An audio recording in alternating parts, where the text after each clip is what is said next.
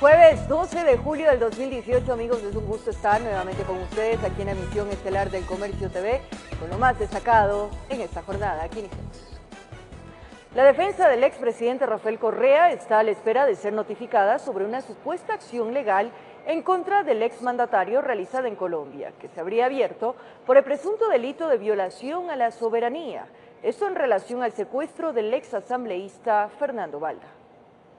Al parecer, los diferentes abogados con que cuenta el expresidente Rafael Correa no se ponen de acuerdo entre ellos, lo que se puede evidenciar en sus declaraciones en torno al por qué Correa no rindió la ampliación de su versión a través de videoconferencia desde el Consulado de Ecuador en Bélgica, a pesar que ellos fueron quienes lo solicitaron. Y hemos determinado como parte de la defensa técnica que no existen en este momento las garantías adecuadas para que el expresidente Rafael Correa pueda rendir su versión. No tengo idea de quién ha dado esa declaración, no conozco yo de estas faltas de garantías. Nuevo día y hora sería el siguiente paso que quieren dar para explicar lo que Correa sabe sobre el secuestro al ex asambleísta Fernando Balda.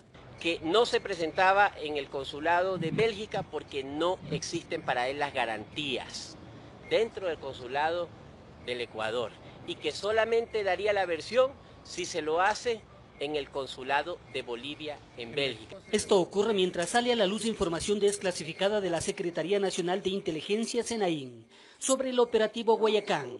Se habla de $200.000 que no se sabe si fueron pagados. Son documentos de un estudio jurídico, Mejía y Quintero, de la ciudad de Bogotá, que le responde al secretario jurídico de la Secretaría Nacional de Inteligencia, Javier Redrobán, sobre una cotización que éste ha solicitado para conseguirle patrocinadores a Raúl Chicaiza y a Diana Falcón, agentes implicados en mi secuestro. A Correa se le abre otro frente. Esta vez un proceso legal se le seguiría en Colombia por supuestamente haber violado la soberanía de ese país, precisamente por el secuestro a Balda.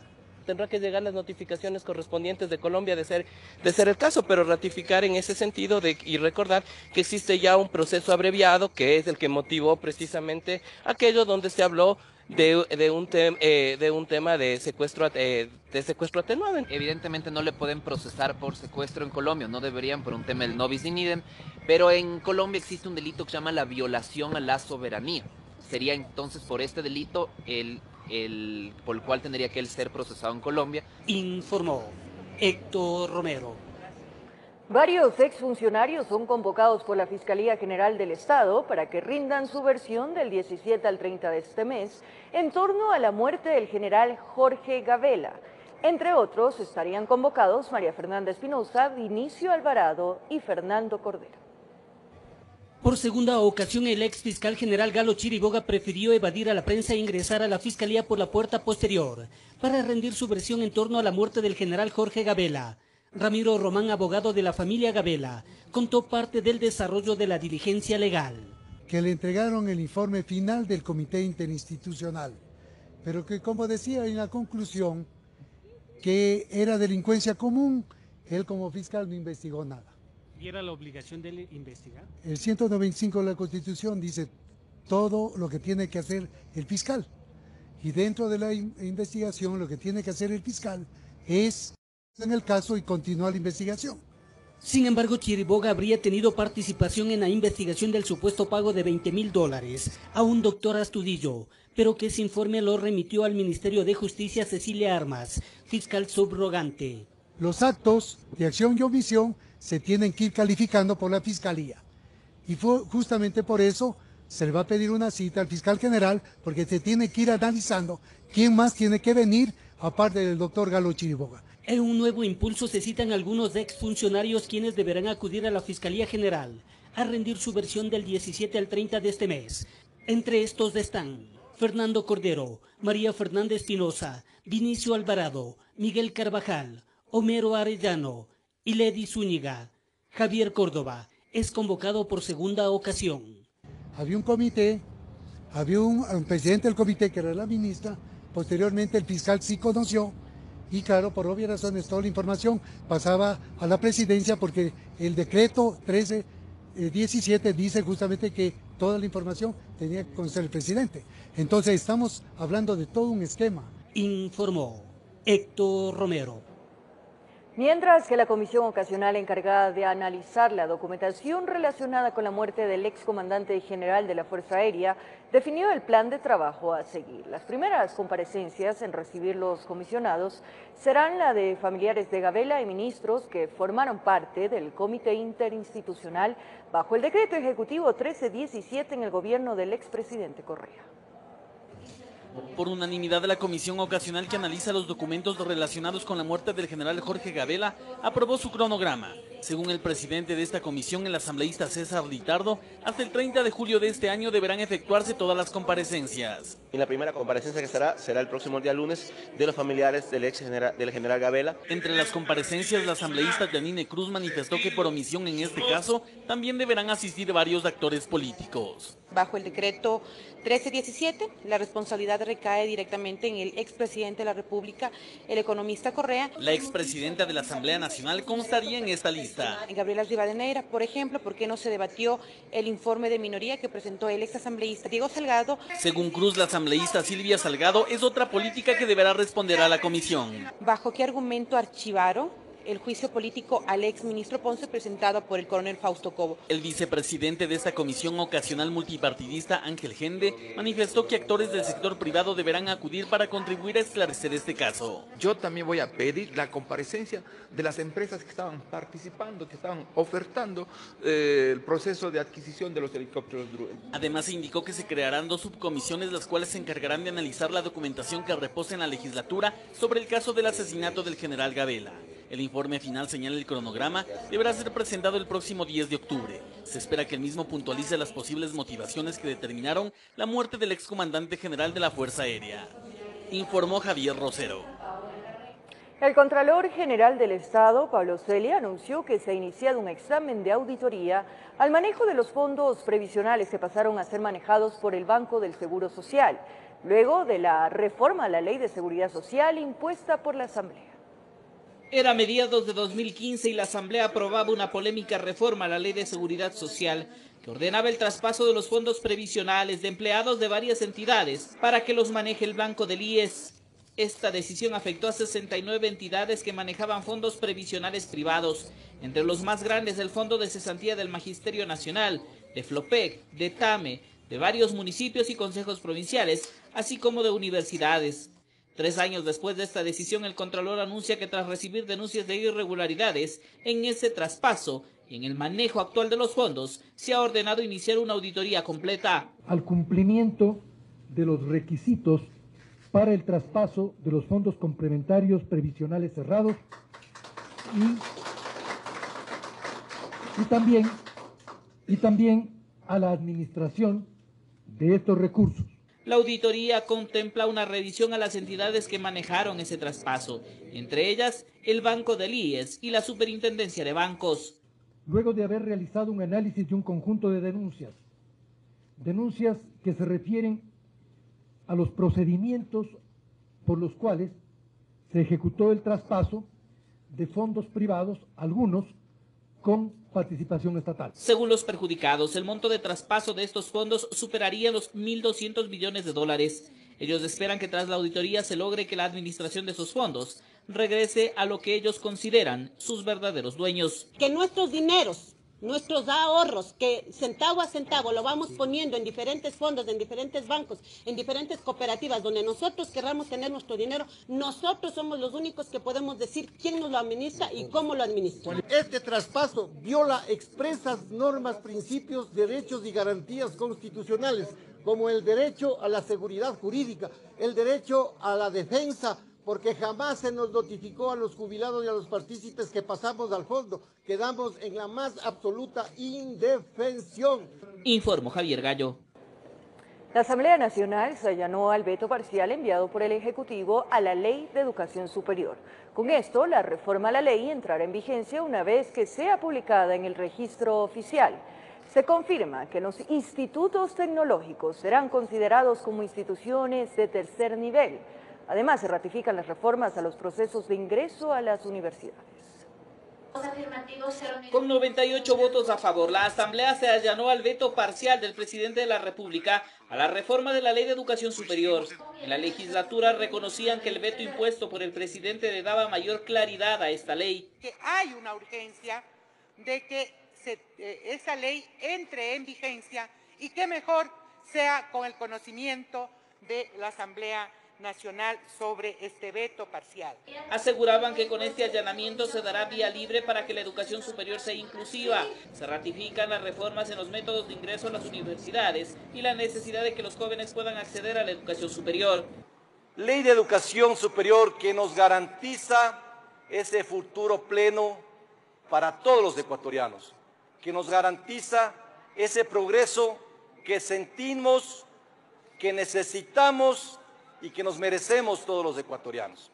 Se ratifica también que desde la entrada en vigencia de la reforma, los institutos técnicos, tecnológicos y academias serán considerados como instituciones de tercer nivel y los títulos que otorguen deberán ser reconocidos como de nivel superior por parte de la Secretaría de Educación. La posibilidad de que los estudiantes, los bachilleres, puedan optar libremente por la carrera en la universidad de su preferencia. La Asamblea no logró ratificarse en varios artículos que la Comisión había recomendado, pero al final con el allanamiento esta reforma deberá pasar al registro oficial para su publicación e inmediata entrada en vigencia. Informó Javier Gallo. Autoridades de Colombia capturaron a 14 personas presuntamente responsables del asesinato de los 3 funcionarios de la Fiscalía, quienes fueron abatidos mientras realizaban una investigación. Los implicados pertenecerían al grupo de disidentes liderado por alias Guacho. Autoridades informaron este jueves de la captura de 14 personas presuntamente vinculadas al asesinato de 3 agentes de la CTI de la Fiscalía de Colombia, en Tumaco. Llevamos hasta el momento 18 allanamientos y 14 capturados. Según las autoridades, los autores del crimen serían disidentes de las FARC del grupo Oliver Sinisterra, liderado por alias Guacho.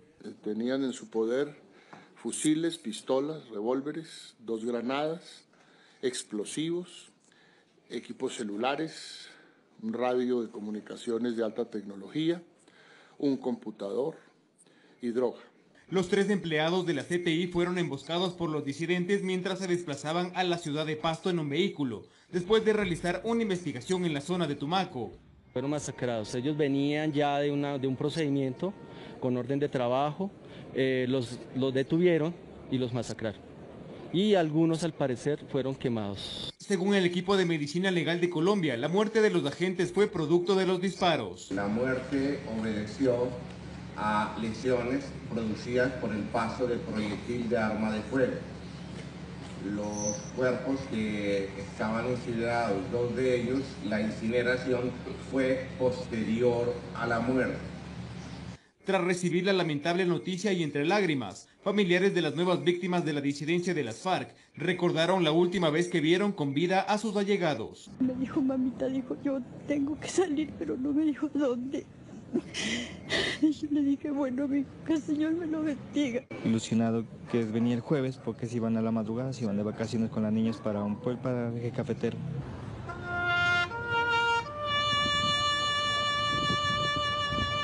Esto mientras que compañeros de los 3 investigadores rindieron un sentido homenaje para darles el último adiós. Los cuerpos de los funcionarios de la Fiscalía colombiana fueron trasladados a Pasto para su velación y posterior entierro. Con realización de Marco Ruiz, informó Edison Saavedra. Por otro lado, en la zona de Mataje, provincia de Esmeraldas, acciones de inteligencia permitieron el decomiso de más de 2.000 galones de combustible. No hubo detenidos, pero se frenó el tráfico ilegal de hidrocarburos. En la línea de frontera, específicamente a lo largo de la zona de Mataje, los operativos para frenar el tráfico de combustible, droga, armas, siguen dejando buenos resultados. En las últimas horas, agentes de la Dirección General de Inteligencia, en coordinación con otras unidades policiales, así como Fuerzas Armadas, decomisaron 2.140 galones de combustible. En el operativo denominado Tanque 2, información reservada permitió llegar hasta el sector de San Francisco. A orillas del río ubicaron 2 vehículos tipo camión cargados con tanques de combustible, listos para ser entregados. La fuerza pública contabilizó que transportaban más de 900 galones entre diésel y gasolina, supuestamente destinados para la minería ilegal.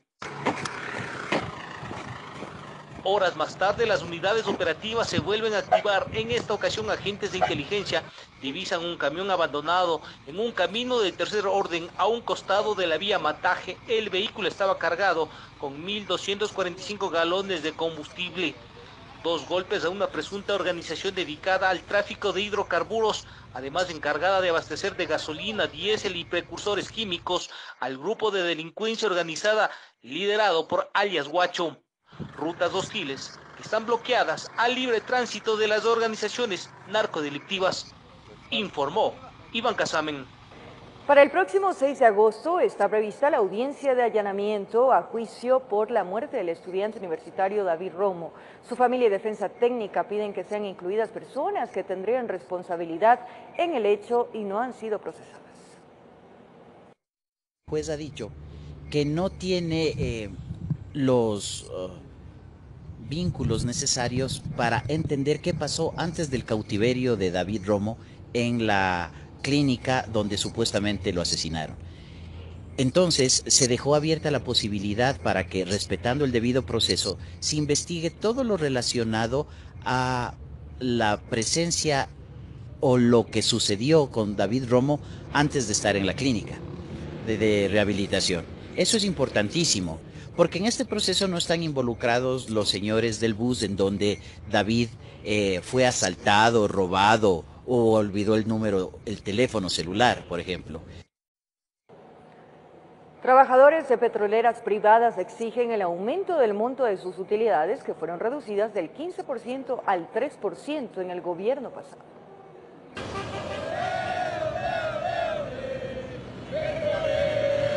Con una marcha por el norte de Quito, llegaron miembros del colectivo Va por Ti Trabajador Petrolero y también varios asambleístas que respaldan el pedido de la organización que llegó hasta la Corte Constitucional para demandar que se declare inconstitucional el artículo 94 de la Ley de Hidrocarburos. En este colectivo estamos representando a más de 4.000 familias de trabajadores directos del sector petrolero, quienes fuimos afectados, discriminados hace 8 años por el nefasto artículo 94 de la Ley de Hidrocarburos. Prácticamente ha empobrecido a nuestras familias. Dicho artículo, reformado en el año 2010, estipula que los trabajadores vinculados a la actividad hidrocarburífera recibirán el 3% del porcentaje de utilidades y el 12% restante será pagado al Estado, que lo destinará única y exclusivamente a proyectos de inversión social. Esto, según los demandantes, es discriminatorio de acuerdo al Código de Trabajo. La década pasada decidió que no se merecían el 15% de utilidades como todos los trabajadores de empresas privadas del país. Eso no es lo que te ordena la Constitución. La Constitución ordena limitar, no privar del legítimo ejercicio de los derechos. La asambleísta Paola Vintimilla aseguró que esta demanda también fue planteada en la Asamblea Nacional. Este proyecto ya está por ser calificado en el CAL, ahí pasará automáticamente a la Comisión de los Trabajadores. Y tenemos el apoyo de varias bancadas de Alianza País, está la Revolución Ciudadana, algunos miembros con los que he conversado, hay apoyos de todos. Informó Carolina Basante. Derogar la Ley de Comunicación y todas las disposiciones penales sobre la difamación en contra de periodistas son algunas de las recomendaciones que el Comité de Protección para Periodistas envió a las autoridades del Ecuador. Esto después de haber trabajado en el país para así evaluar la situación de la prensa. 5 recomendaciones a las autoridades y 2 para la empresa de Twitter fue, entre otros, el resultado de la misión que tuvo el Comité para la Protección de los Periodistas, CPJ por sus siglas en inglés. Bueno, la realidad es que durante los últimos 10 años el CPJ ha tratado la situación de Ecuador como una prioridad en Latinoamérica y ha documentado el deterioro del clima de libertad de prensa mediante informes especiales como este. El CPJ es una organización independiente y sin fines de lucro, con sede en la ciudad de Nueva York, Estados Unidos, que promueve la libertad de prensa y los derechos de los periodistas a nivel mundial. Y aseguran en su informe que, si bien es cierto, el presidente Lenín Moreno se ha distanciado dramáticamente de su predecesor Rafael Correa y ha logrado marginar al organismo regulatorio Supercom, se deben tomar otras medidas concretas. La reforma de la Ley de Comunicación, la abolición de la Supercom y de cualquier organismo que se encargue de sancionar, y que estos pasos se hagan, estas medidas se tomen lo más rápido posible. Entre las recomendaciones del CPJ incluye aprobar reformas legales a la Ley de Comunicación antes de finales de año. No obstante, a largo plazo, según su criterio, se debe derogar la ley, la cual no es congruente con la normativa internacional en materia de libertad de prensa por la vía de la enmienda constitucional o referéndum. También incluyen en sus resultados la derogación de las disposiciones penales sobre la difamación. Los ámbitos del gobierno ecuatoriano deben alentar a los periodistas a informar sobre cuestiones de interés público y deben abstenerse de presentar denuncias penales por difamación contra periodistas. Y en el ámbito de Twitter, le solicitan esclarecer las medidas de aplicación de políticas y establecer mecanismos de recurso efectivo para periodistas y organizaciones defensoras de la libertad de prensa. El informe es público y tienen previsto hacerlo llegar al gobierno del Ecuador. En Quito informó Andrea Urbe.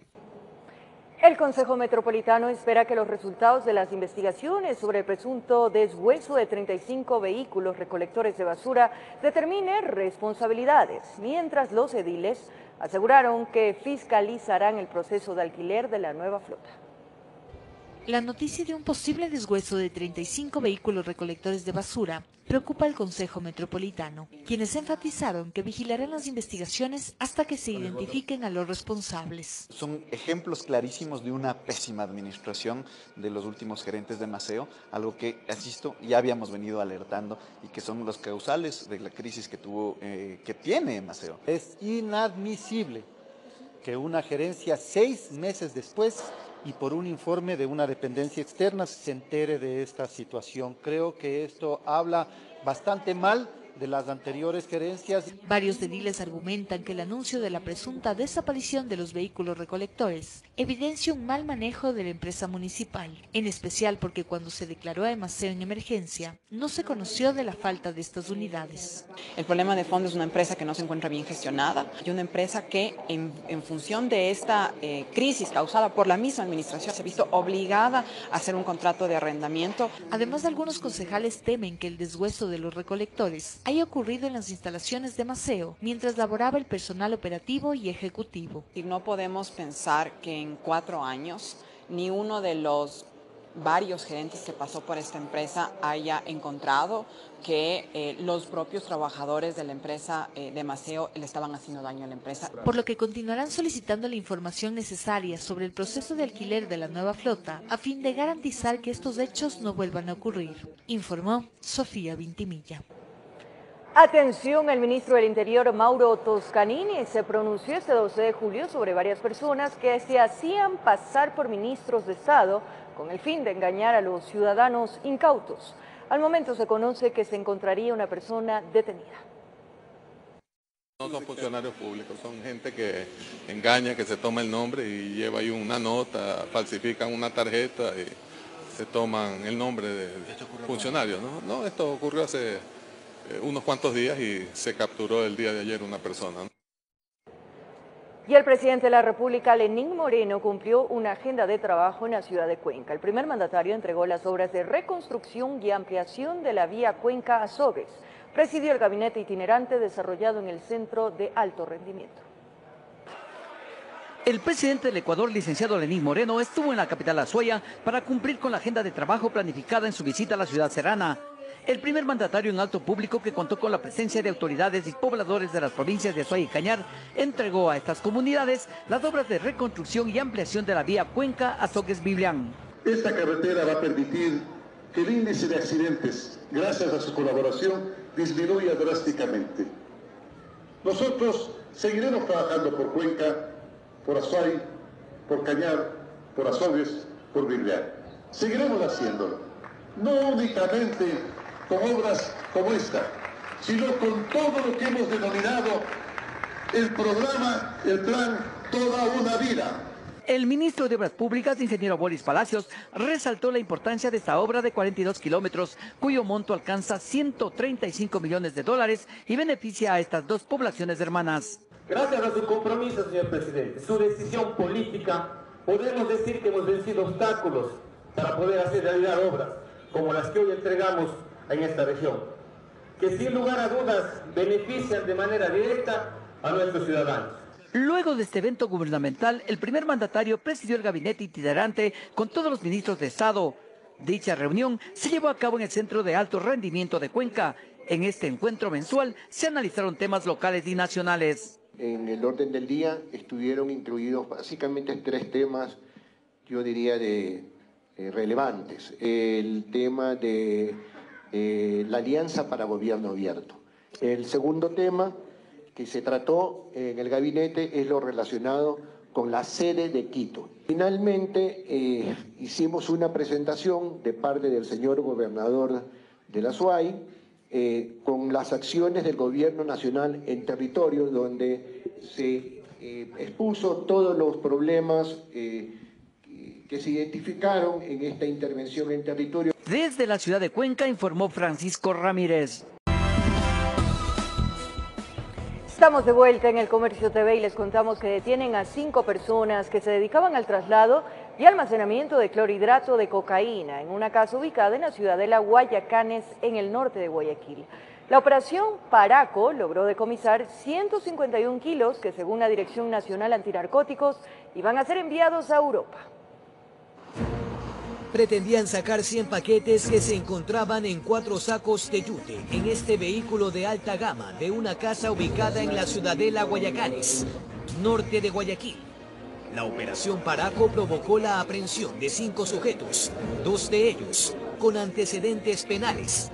Uno de ellos tiene antecedentes por robo en el año 2012, el otro de los detenidos tiene antecedentes 5 antecedentes en el año 97, 98, 2000, 2006, 2005.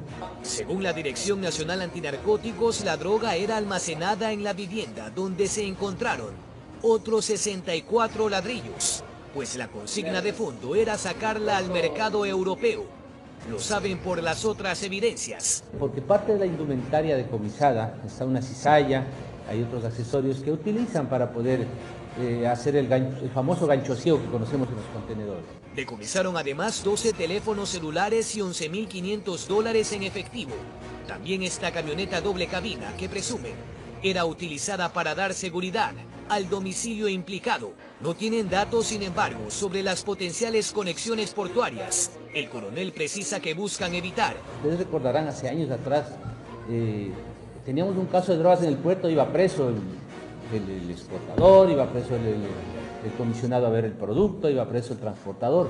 Pero para contaminar un contenedor, necesita alguien al menos de la seguridad interna del puerto, si no tiene a alguien dentro de la naviera o del exportador. Indudablemente, ustedes recordarán que tuvimos un caso que tuvimos que tener a 17 guardias de seguridad hace aproximadamente 2 meses. Indudablemente, estas organizaciones rompen los esquemas. Con esta operación, la Policía Nacional evitó la salida de 1.681.000 dosis, valoradas en cerca de $10 millones. Informó Jorge Escobar.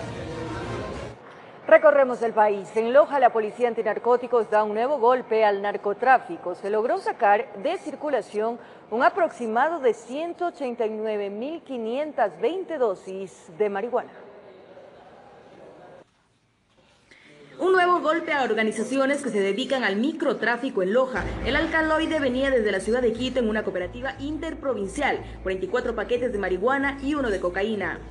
Se logró apreender la cantidad de 37.504 gramos de marihuana, equivalentes a 38 kilos de droga. Ese cargamento venía desde Colombia y tenía como destino el sur del país para ser expendidas para su consumo. Lo que significa que la Policía Nacional ha retirado del mercado 189.520 dosis y 1.120 gramos de cocaína, lo que equivale a 11.212 dosis. $29.000 está valorada dicha mercancía, evitando que llegue a ser consumida, en especial por los jóvenes. Las organizaciones narcodelictivas están utilizando métodos o modos operandi que son muy ingeniosos para camuflar el alcaloide. Y por otro lado también la eficacia y eficiencia con la que la Policía Nacional viene realizando diferentes tipos de operativos en todo el territorio nacional. Este cargamento corresponde al mismo caso que se dio en días anteriores. En Loja informó Marcela Constante Brito. Como lo anunciamos, fue detenido el hombre que intentó agredir a una niña en el sector de la Basílica en el centro de Quito. El hecho quedó registrado en las cámaras de seguridad de la zona y se viralizó. El pasado 28 de junio, estas imágenes dieron la vuelta al país, dejando atónito a más de uno. En él se puede ver como un hombre, a plena luz del día, intenta llevarse a la fuerza a una menor, quien según testimonios de algunos vecinos, logró gritar y pedir auxilio. El hecho ocurrió en el centro de Quito. El agresor logró escapar e inmediatamente se desplegó un operativo para localizarle y aprenderlo. Y según informó este 11 de julio Víctor Arauz, jefe de la DINASET, el objetivo se logró. Esa persona ya se encuentra detenida. Arauz también aclaró que, de acuerdo a las investigaciones, se determinó que el sujeto no intentaba secuestrar a la menor. Una persona que intentó abusar de esta niña, sí, el momento que salía de su casa, trató de ingresarla en un callejón, en un zaguán, en donde trató pues de abusar en contra del pudor de la menor.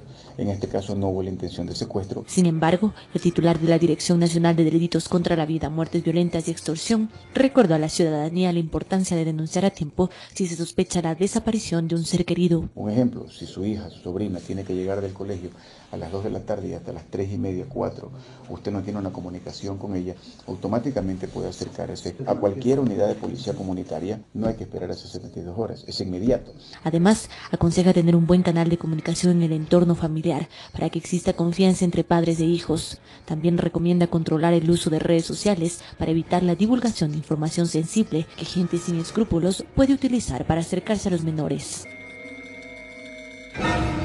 Informó Carolina Sante. Tras una persecución policial ocurrida en el sector de La Mariscal en Quito, agentes lograron la captura de un ciudadano colombiano, quien sería miembro de una organización internacional dedicada al robo bajo la modalidad de sacapintas. La presencia sospechosa de un vehículo que transitaba por el sector de La Mariscal en el centro norte de Quito puso en alerta a miembros de la Policía Nacional que patrullaban en esa zona.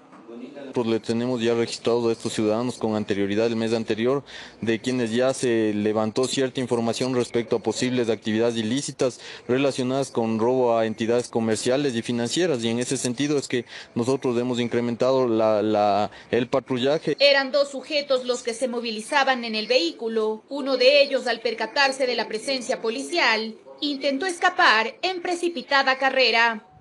Tratan de huir en este vehículo, bajándose del automotor uno de sus ocupantes, el mismo que fue rápidamente intervenido por el personal policial. El socio de actividades delictivas que desarrolla este ciudadano, al ver la presencia policial, alcanzó a seguir con su vehículo. Nosotros, al tratar de intervenirle al otro, logramos con otro vehículo ubicar el vehículo que estaba haciendo parte de la persecución. El detenido es un ciudadano extranjero que sería miembro de una organización internacional de colombianos dedicada al robo a entidades económicas, financieras y a personas bajo la modalidad de sacapintas. El modo operandi que está utilizando esta organización es utilizar vehículos rentados de manera informal para realizar sus actividades ilícitas en diferentes zonas. El aprehendido, quien tiene antecedentes delictivos, portaba un arma de fuego, informó Carolina Cuenca. Nuevas revelaciones ponen en evidencia el mal comportamiento de Julian Assange, asilado en la Embajada de Ecuador en Londres desde hace 6 años.